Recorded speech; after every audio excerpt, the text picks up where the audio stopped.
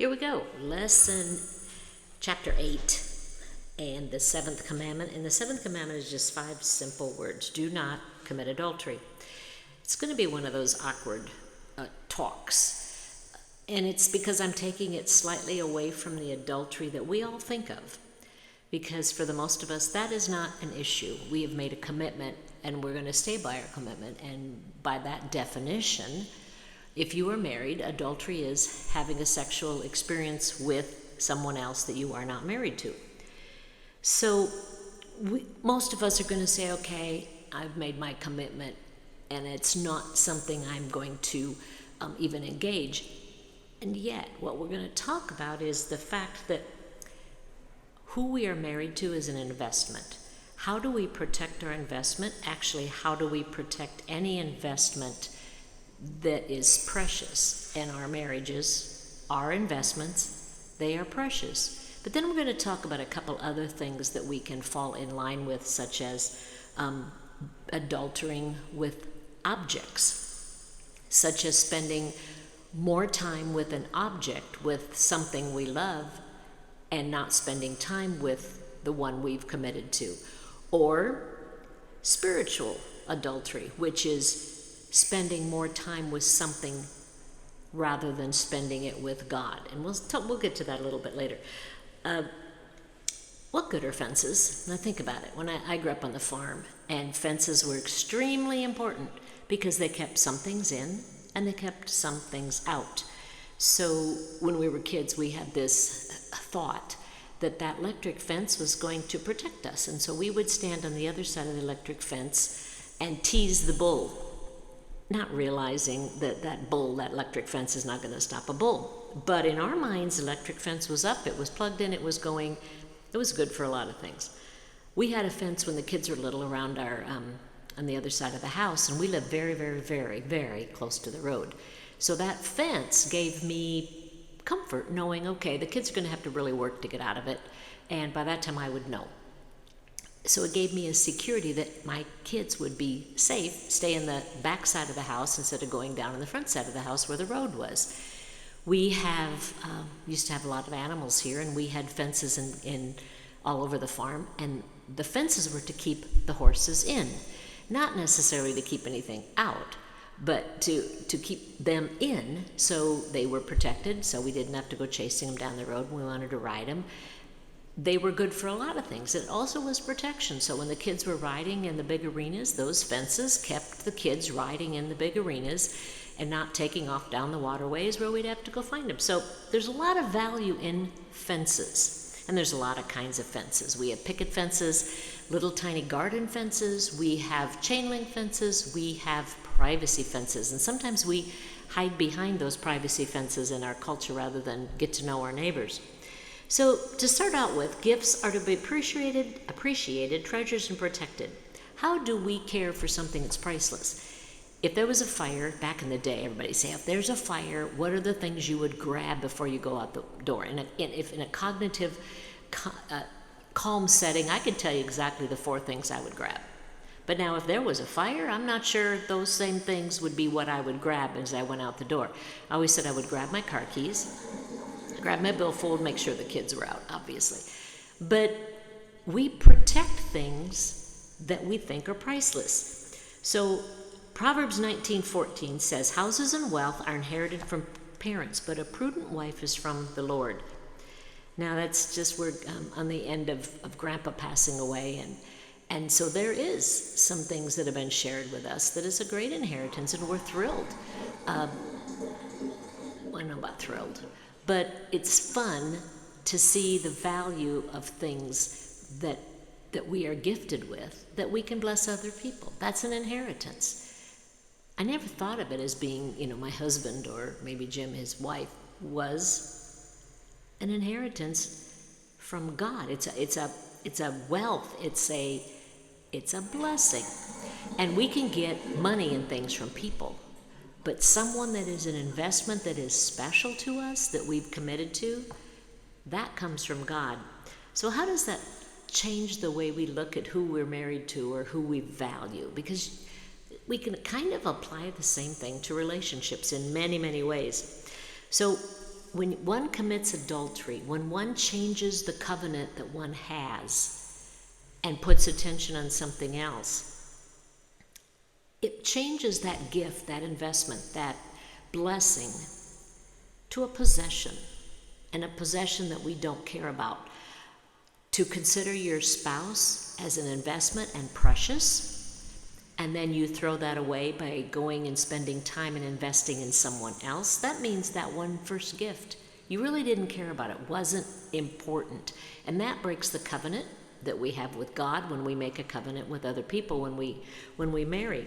So if we're going to define adultery, it also threatens the integrity of leaders. Because think about it, if one is not faithful to its spouse, how would we expect them to be trusted with other things such as our nation, our government, our money, making laws that are going to be what's best for us? If their integrity isn't there, how do we know that they're going to be faithful to us if they aren't faithful to the ones they made a promise to?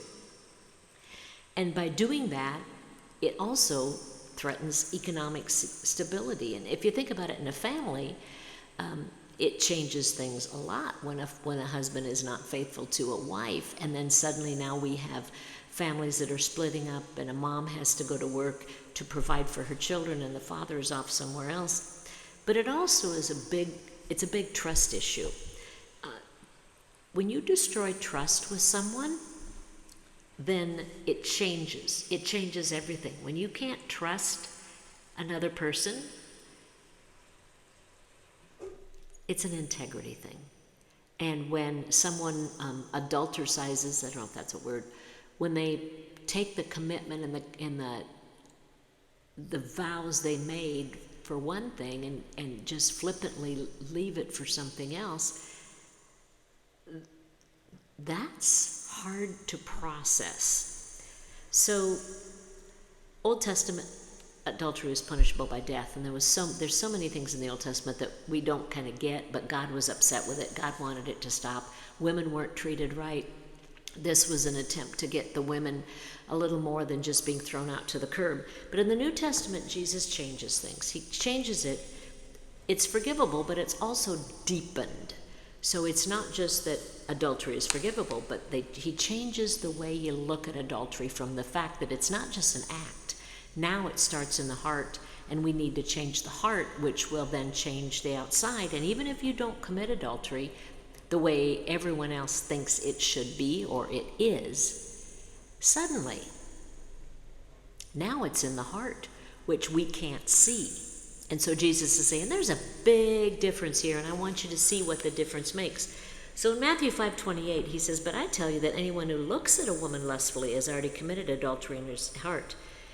And Matthew 5:32, of course, he says, "But I tell you, anyone who divorces his wife except for sexual immorality makes her a victim of adultery. And then anyone who marries a divorced woman commits adultery." But if we go to Galatians 5:19 through 21, there's a lot of do nots in the Bible. And it's kind of like the do not enter sign. There's something about a do not enter sign that kind of makes me want to find out why. And Jesus isn't putting up do not enter signs in our lives to intrigue us. He's putting do not enter signs up to protect us. So Galatians 5:19 through 21 says, "The acts of the flesh are obvious: sexual immorality, impurity, debauchery, idolatry, witchcraft, hatred, discord, jealousy, fits of rage, selfish ambition, dissensions, factions, and envy, drunkenness, orgies, and the like. And I warn you, as I did before, those who live like this will not inherit the kingdom of God." So if we go backwards in this, and we go backwards and say, someone who does certain things will not commit adultery because it changes your focus. So go backwards. Someone who is not drunk, who doesn't choose to drink, has a better chance of making cognitive decisions that are on the moral side because you have your wits about you. Someone who doesn't envy will be satisfied and thankful God has given them someone to love and a commitment to share, instead of looking around and wishing they had something else. Someone who is selfless, instead of having a selfish ambition, will look at the needs of other people. Therefore, adultery would not be considered because it is hurting other people. Fits of rage and jealousy. If we are content with where we are, what God has done for us, who He has given us, and how we can love that person, we're not going to be jealous. We're not going to be angry. And so if you kind of go backwards, you see that someone who is an adulterer would not choose those actions if they lived by the fruits of the Spirit and if they had a godly mindset. So the New Testament truly really focuses on changing the heart. And it's also not just changing the heart, but there's something about putting up a fence to protect what your investment is. So the investment isn't just your marriage or your wife, it's your children, because we know that as there's some kind of research, and I don't remember now where I read it, but there's a large percentage of divorces that just got divorced. And the trust issue is just there because there wasn't trust broken. The kids get along better with both parents. They accept the divorce in a different level. But if one of the parents are unfaithful and then they become divorced, the trust level between the children and the unfaithful parent is very hard to reestablish. So adultery, which leads to all sorts of family issues, breaks up the trust between the family. So fences help keep our hearts protected. Fences are outward behavior changing. Now, we use fences, and we talked about this, to keep things in or keep things out. And spiritually, we have fences that protect things that are important to our heart. If we have a fence up, we are not going to go outside the fences if the fence is there and we have it to protect us. It's kind of like our filters. So the church and the home are two things that God did to reflect His love on earth. And if we have homes that are split up and angry and full of mistrust and hate, that doesn't show who God is on earth. So one of the beautiful blessings of our homes are to show God's character. And God's character, as we talk about the Ten Commandments, it shows who God's character is. He is not going to break trust. He is going to stay with His covenant, which is the opposite of do not commit adultery. Do not go back on your covenant that you have made. So if you think about it, the fences we put up around our lives include more than just protecting our marriages. They protect our heart. So how do we put a fence around our heart with our telephone conversations so that they are honoring whoever hears them? How are we putting fences around the relationships we treasure? How are we investing in them to where there's something that we protect at all costs? What do you watch? What do you listen to? The fences that we put up, our investment is who we are.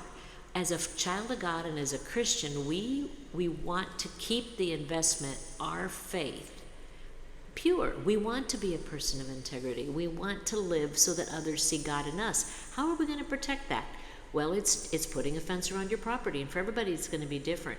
Certain places I go and certain places I don't go. Certain things I listen to, certain things I don't listen to. That is the protection around what we feel very strongly about, that is our commitment, our consecration, our vows. So spiritual adultery. Let me back up a bit. One of the sermons I listened to talked about was the adultery of an object. And he talked specifically about loving something so much that it takes away from our family, from our loved ones, from our investment, our marriage. And what he cited was he loved motorcycles, and he loved motorcycle racing. And he said, I wasn't forsaking my family. I drug them to all the races. But the racing was more important than them. And I think we see it today in our world with sports. We see it with things that people put in front of their marriage. A lot of times it's work. And I think pastors especially have to be careful that their church does not become more important than their marriage. That their church, they don't spend more time at church than they play at home playing ball with their kids. Your family, your investment, your covenant you've made is the second most important thing to your faith in God. So even good things can really get in the way of our covenant relationships when they take over and are treated with more importance and a higher degree of time money, sacrifice, than the one we made a covenant with, or our relationship with God. And that brings us to spiritual adultery. So being unfaithful to one's belief in God's by allowing other things, whether they're worldly, whether they're really good, or whether they're bad, that's not as important as the fact that they lower our devotion to God. It's a spiritual adultery. We are spending more time with that and focusing on that than we do on our faith walk, on the things that make our covenant with God stronger. So worshiping anything in place of God, and that goes back to the second commandment. Don't have any other idols before me. And so for many, it's an idol of self. I want what makes me happy. I want what makes me feel important. I want what makes me feel good.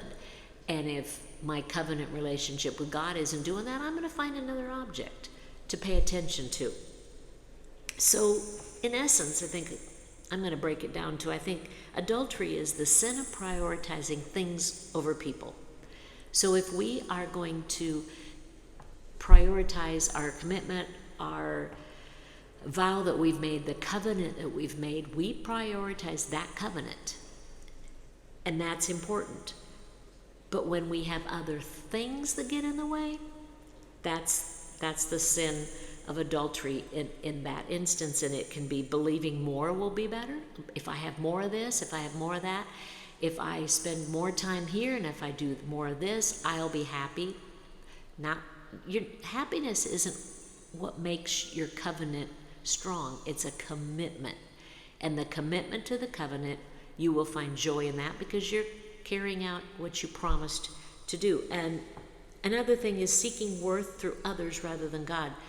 Adultery is taking something else and hoping to find value in that, or happiness in that, worth in your heart in that, rather than God will give me my value, God will give me my worth, God will give me my peace and my joy, and that is not conditional on my happiness. So if we were to rephrase spiritual unfaithfulness or spiritual adultery, how would we find it, how would we put it in a positive light? So let me rephrase that.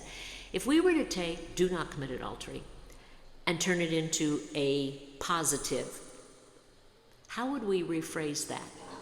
So it's a commitment and it's a action we are going to take. So perhaps it would be something along the fact, treasure what I commit to. Treasure the investment in my marriage. Every day find a way to find the joy in where God has placed me. And that removes then my need to find another object to have my joy. It also removes the pressure on me looking to other people for my joy and my pleasure, because I am finding the value of where God has placed me, the beauty of where God has placed me every day. And because I treasure the covenant I made with Him and the person I love, the relationships I have, I will put Him first, and then I will honor others. In the New Testament it says that love the Lord your God with all your heart, your mind, your soul, and love your neighbor as yourself. And sometimes we love the Lord the God with all our heart, soul, and strength, and then we just love ourselves and we don't love our neighbor. And loving our neighbor means respecting our neighbor, paying attention to what our neighbor's needs are and what their needs are not. And if something we are doing is offensive to a neighbor, we stop doing it. If something that our neighbor has that we could help them, we help them. It goes back to how can I bless other people, and what somebody else needs that I can provide? How can I help someone else be strong in their covenant? How can I help someone else avoid temptations that I know they struggle with? How can I help someone else keep their marriage strong? How can I encourage young married women? You know, when you've been married a while, you find out that number one, they're not going to change. And when you're young and you get married, okay, everything will be fine, we'll work it all out, he'll do exactly what I want. And I don't really mean that, but sometimes we believe that. And as you get older, you realize, God gives us people in our lives to change us on the inside, not for us to change them. And we look at the culture around us, and adultery is treated now as almost an accepted thing. It's kind of interesting. When you look in the Bible and you see the effects of adultery, I mean, we look in our culture, we see it, but we look in the Bible, we see it. So think about David and Bathsheba. That instance that he chose to act upon changed the rest of his life. He struggled forever with Absalom, his son. And that was a direct result of his adultery. There was betrayal, there was family breakdown, there was mental health issues, there was trust issues. And oftentimes children repeat the sins of their father, and we see that in David's life. I also saw something else that was kind of interesting. It said the first time is considered a mistake. And I would agree with that, although I think we have choices, we choose.